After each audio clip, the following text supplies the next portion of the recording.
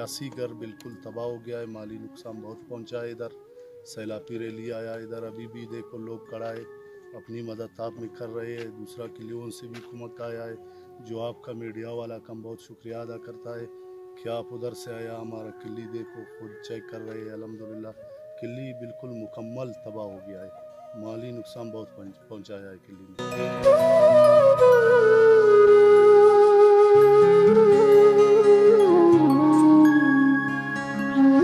लोगों का किली सबको ख़राब किया और माली नुकसान बहुत दिया, जानी अभी तक माशाल्लाह नहीं हो गया।